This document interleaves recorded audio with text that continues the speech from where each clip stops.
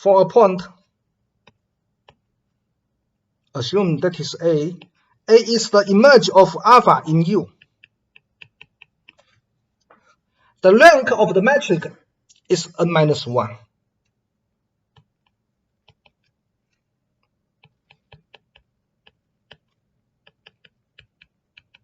Okay, this is our assumption. Without loss of generality, we might assume that x1, xn minus 1, u1, un minus 1 at this point is not 0. The x prime alpha is an n by n minus 1 matrix. The rank is n minus 1. Therefore, there is an n minus 1 ordered determinant contained in this matrix, which is not 0. So we assume, or you might say that there are at least there are n minus 1 row vector of the matrix which are linearly independent. So we might assume that the first n minus 1 rows of the matrix is linearly independent. The matrix is d1x1, d1x, dn minus 1 is dn minus 1 x1. The derivative of x1 which respect to u1, u2, un minus 1. Okay, and then d1 xn minus 1, dn minus 1 xn minus 1. Finally, xn which respect to u1, xn which respect to un minus 1. So this is the matrix.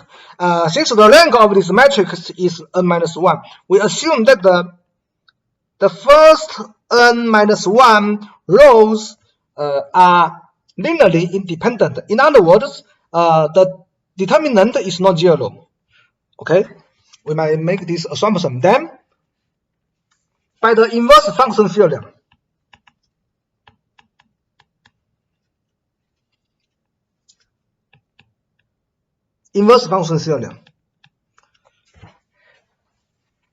this parametrization, this map means that x1, x2, xn are function of u1, u2, un minus 1. But now, because this determinant is not 0, we can apply the inverse function theorem. This map is immutable. The map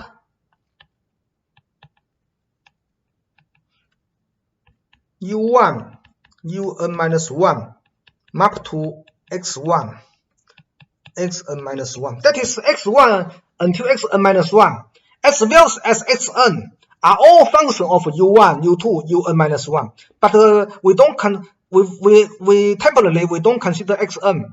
We simply consider x1, xn minus 1. All these n minus 1 variable are functions of u1, u2, un minus 1. But because the Jacobian because this determinant is not 0, this map is immutable, locally immutable.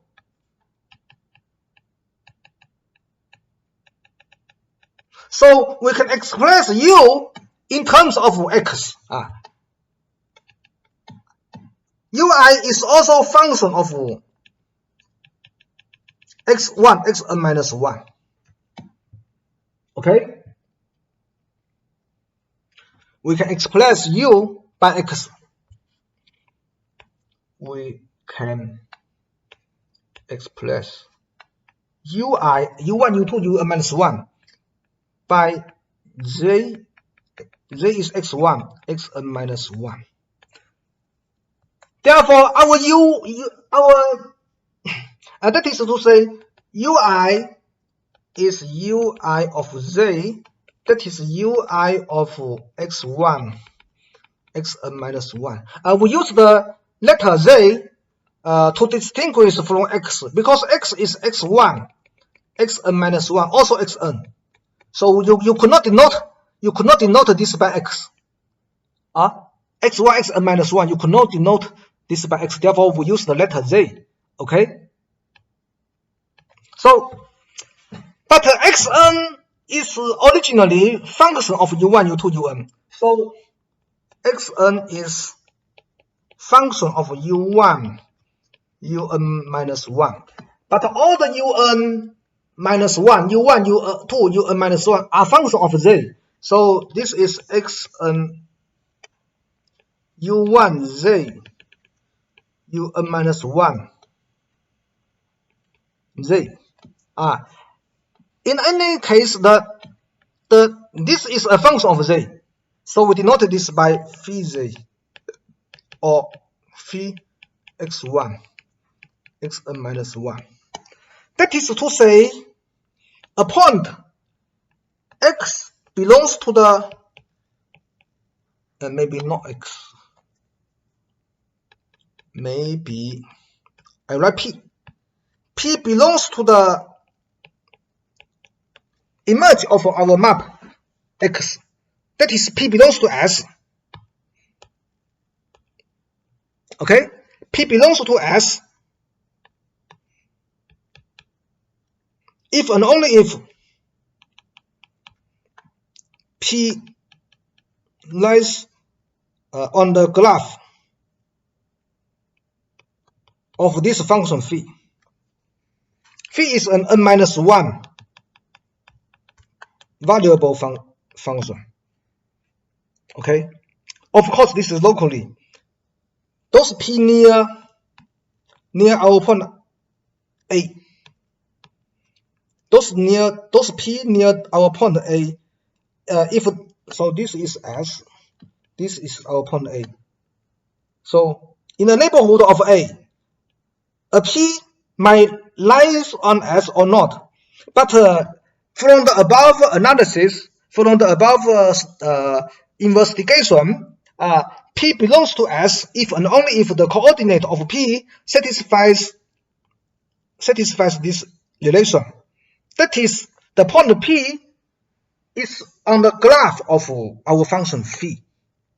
Okay, so that is our S locally is graph of a function. So S is surface. Okay. Of course, in our previous study in the application of partial derivative, we know that the S is surface. Okay. S is maybe when we to write our statement. S is surface. The normal vector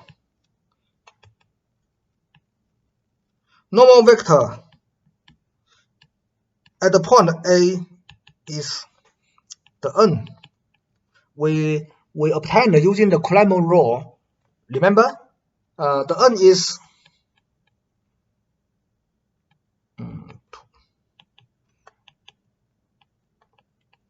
x2 xn u1 un minus 1, then minus x1 x3 xn u1 un minus 1. The last coordinate is minus 1 n plus 1 x1 xn minus 1 u1 un minus 1. Okay, so this is the normal vector. Okay, so this is the geometric application of differential calculus for multivariable function. And we know how to use differential calculus for multivariable functions to compute the normal vector of a surface. Either the surface is expressed by capital F x1, x2, xn is 0, or the S is given by the parameterization X, that is the map from n-1 dimensional domain U to Rn. Okay, we can get the normal vector. More generally, we can also consider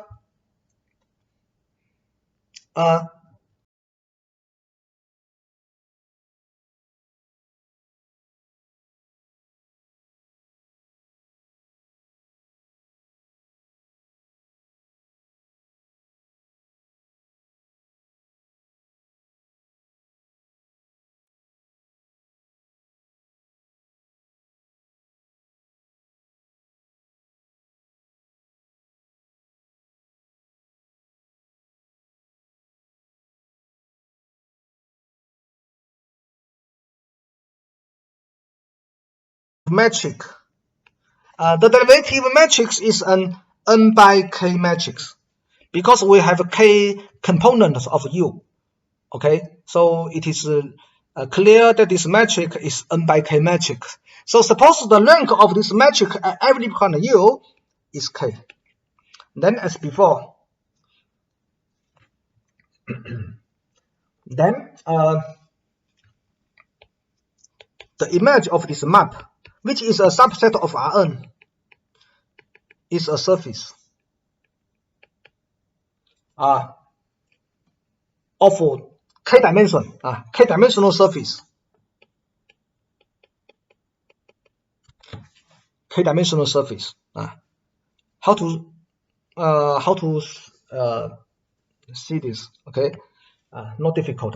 The argument is as before. So for a point A is x alpha in S, we may assume that x1, xk, the Jacobian determinant of x1, xk, which is respect to u1, uk, at this alpha, the corresponding point in U is not zero. Then by the inverse function theorem,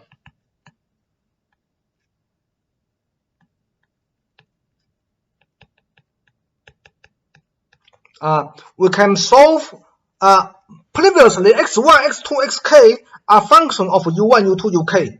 But because this Jacobian determinant is not zero, we can express u1, u2, uk by x1, x2, xk. ui is functions of x1, xk for every I from 1 to k. Then because the parameters u are function of x1, xk, then we have xk plus 1 is function of u1, uk.